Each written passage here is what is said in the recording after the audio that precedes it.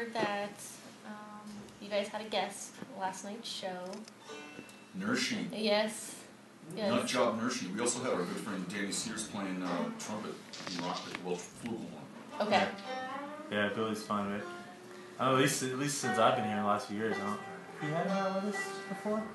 The last few years? No. No, it's been a while. It's been a while, so it was fun. It was a first thing. We were kind of making the rounds. Like last time we were here, Keith joined us, and so did Kyle. And so. Yeah, that was totally great too. Yeah. Very great. You know, it's great hanging out with those guys. When you have guests come in, is that spontaneous? Do you guys plan that, or do some of these cats just show up to your shows and say, if you wanna, I'm game? Last night it was spontaneous. Certainly Kyle reached out to us the last time when we did the New Year's thing, and we really worked on some things to make it happen. But they're both great for different reasons. You know, we really worked out some things with Kyle, which made for some great musical moments. But the spontaneity of Nershi, he just called us that day. It was like, hey, come down to rehearsal. Hey, let me show you this song. And we're just like, you just kind of messing around. And because some of it, there's like happy accidents that happen with that, especially with a player of his, that's fun. You know, of his caliber. He's been doing it so long, same as the rest of us. He's a character. You know? Yeah. So it's nice to be on stage. You know, it's cool to share the stage with somebody that can light the crowd up too. So Oh, definitely. That was definitely fuel to the fire for last night, because we were really excited about the show. Something else I wanted to ask you about was the workshop, the Master Musicians workshop that you guys are going to be doing this summer. Oh, yeah. About the Full Moon Resort. Yeah. I've heard it called a few different things, but yeah, that's something we've enjoyed talking about recently because it's something that's new for us. I've tried to make the point personally that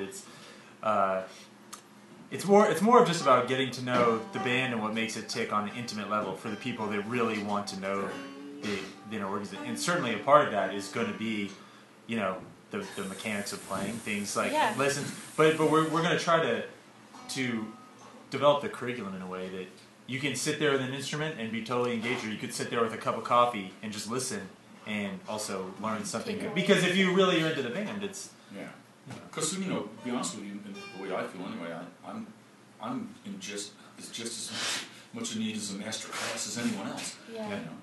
I never stop learning, so I mean, it kind of makes me feel a little weird teaching something or anything because, you know, I'm a student myself. So.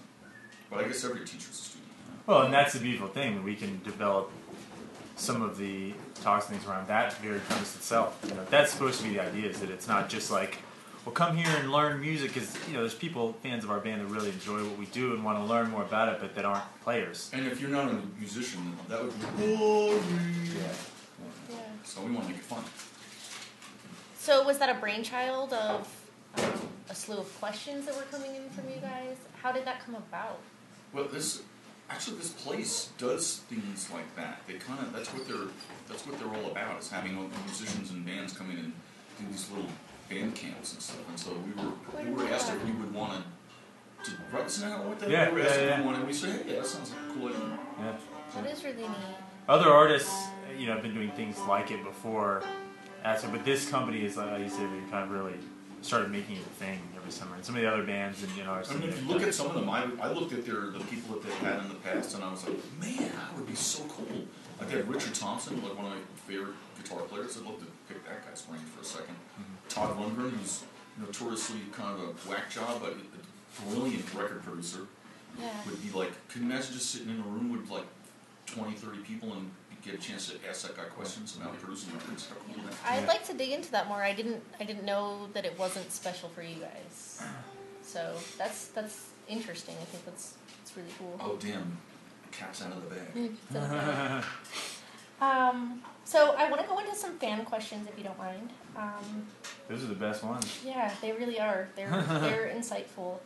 I have to tell you, it's been a lot of fun to watch the excitement of our friends, like in the circle, and be excited about you guys coming out. One of the questions is actually from a close friend of ours, and she's curious. She wants to know: have you always been musicians, or did you have other lives as tradespeople, or the nature of being a musician in the society that we live in, especially in the United States, is that you kind of have to be able to do other things in order to survive. at least for a period of time. So, but I've always thought of myself as a musician since I was a teenager. Okay. Yeah, same for me. This is always what my sole pursuit has been, but to get yourself through the times where you're good enough or respected enough to you've really earned it. You have to work other jobs. I've worked at golf courses. I've done valet parking. I was a substitute teacher. I've tried to do everything I've done. My dad taught all of his sons the family business playing tile, so I've relied on that every once in a while to save my ass. Okay. But other than that, I've tried to do something related to music. Like I worked in a record store for a couple of years. I was a disc jockey. Yeah, I taught lessons. Yeah, I taught, and I've done sound. I produce records. That's my other job. Okay. So, but still, being a musician is where it's really at. Yeah, I feel fortunate now to have gone through that and be able to just put all your creative energy into this. Pay your dues, and this is where you are. Yeah. This is where you get to live. It's really cool. So you're in Colorado. This is our second night here. You guys come here a lot. Colorado loves you and eats you up. And I know that this was one of the first places that you guys played. Colorado was when you guys were together forming. Mm-hmm. I was wondering if you could tell me a little bit about your love affair with Colorado. What you guys think about being here. We love Colorado because Colorado loves us. Yeah. You go as a musician, as a traveling musician, you can. It's kind of like path of least resistance in a way.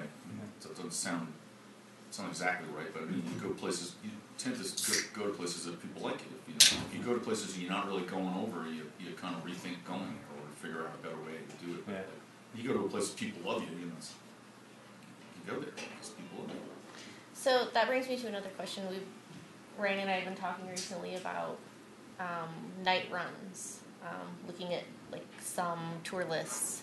It's 50 dates, but 5 cities. What we're about to do? 5 by 5 by. I call it we shouldn't be t-shirts. 5 by 5 by 5 by 5. 5 shows, 5 days, 5 cities, 5 states. Yeah. So is that part of the reason that happens? Or is that like a coming of age thing as a band? That you get to stay put and have that luxury? Yeah. Well, the bare bones logistics of that is just that as you grow more, you can only play the larger markets. It doesn't really make sense to go stop in every small place as you would do when you're building that fan base. People travel to see you, which is nice. When you have that level of support. As a consequence, drives are further. Luckily, you're able to have the help of a bus and driver to get you through that. Yeah, we wouldn't be able to do that. You wouldn't be able to do the shows. Yeah. We didn't have a bus. So I imagine it's exhausting having to move shows. And it's easier for you guys to do your best job being here, not having to tear down and move again. Mm-hmm. Being here to just like hang out and play 3 shows. Damn near vacation, except for the time change. Yeah. I went to bed at 2 last night. I was still wide awake at like 7:45 and just. Yeah. And you know what? I've been here more than you, and I'm still having a hard time for some reason. I just can't. I can't get on the snide with it, man. It takes a while for me too. The biorhythms, they're hard to change. Yeah. I find especially going this way, like it's different when I have to. If I've been going to bed late and then all of a sudden I have to start getting up early within like 2-3 days. You start going to bed real early and you're like right there, but something about it, the waking up thing, it's weird. It's like, It kind of messed me up. I'm a little tired. I've been tired like the whole time I've been here. It's just messed me up right from the get-go. Okay. But at least we're not traveling on top of that. So. Yeah. Soon come. Yeah. Also, I looked at the weather in Minneapolis where we'll be in 3 days, right? It's like 17 below today. Oh, goodness. Wow. During the day. Yeah. At least that's inside that'll rival our. We played the Super Bowl, like the Super Bowl week party in Indianapolis last year, and it was like literally we were on our iPhones and it was 30, it was like 32 degrees, and we played outside. Outside while we were playing. Yeah. And kind of windy. Yeah. How do your fingers work? No, yeah, I mean I had like gloves he was smart. on. He had the gloves cut off his fingers, and I didn't have them. Yeah. I had the gloves on, a scarf, a hat, this thing done up like this. They had heaters blowing on you. It's so weird. We only played for like 30 minutes. Yeah, it was a short set. That's still an intense amount of time to be out there. Like I I was know. more concerned about my instrument than I was. Yeah. Oh, I imagine it's a little hard on the wood, the drive, 100-year-old the violins cold. don't really like that kind of stuff. just one of those things. Does that make instruments prone to break down in those moments in the cold? String snap, Yeah, the things wood like contracts and expands and heat and contracts. So every time you go, it's not so much like if you could slowly ramp your wooden instrument up into the various temperature, if you can make that happen slowly, it's probably Like as the seasons change. Yeah. But when it goes from being inside to like outside at 32, snap up. Bad things could happen. Luckily, nothing bad happened. So.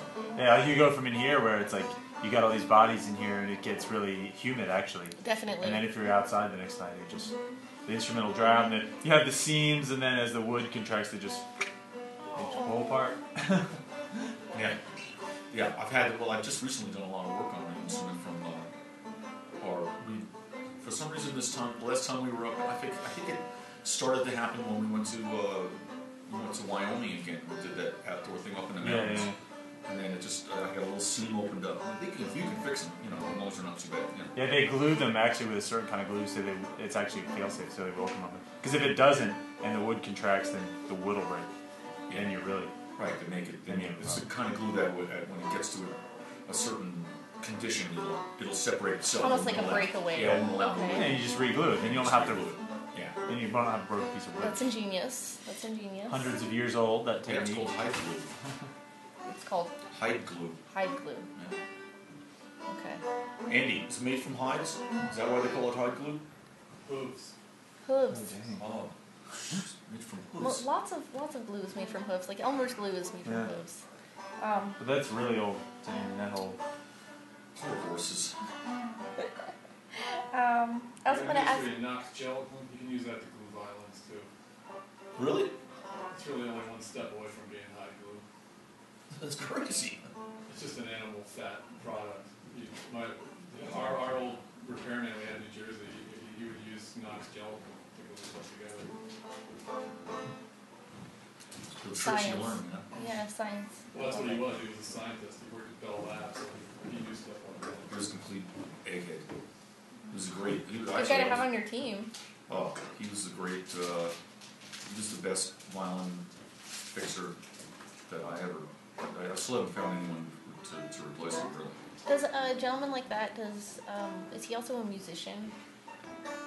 Yeah, he played violin. He played violin.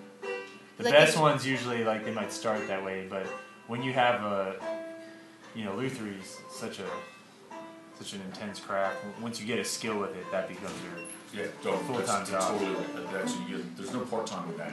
Because people are when you get a reputation. People like they start turning away work because they start hiring apprentices. Yeah, my guy. There's no time to play. He actually apprenticed a guy that got when he retired, his apprentice immediately got all of that work, and then he wound up retiring because it was just too much for him. He got overloaded. He was like, you know what, I love doing this, and he was really good at it. But he was like, I'm just not. It's like it's just affecting my family life at this point. I mean, I can't not. I've driven, a day's drive to take an instrument to someone who's states away. And I live in New York, which you think would have a million repair guys, and there are. But I sent my electric bass to California to have it worked on from a guy who used to live in New York, just because he was. Because it's so like your good. baby. Oh yeah. So David Gates he's more of an acoustic bass guy, not an electric bass guy. Yeah, well, this guy's. They do electrics too. He has guys that do that, but I just specifically wanted Jimmy Capola to work on my bass because he makes the best modern versions of vintage basses I've ever played. I played almost all of them, and they're like, his attention to detail is so impeccable. I'm like, if I want my actual vintage instrument work, I've held his work, I've owned his work, so I'm like, so the guy, go to the expert, especially if you know him. Even if it costs you hundreds of dollars in shipping, if you know they're like. It's your livelihood. It makes sense. I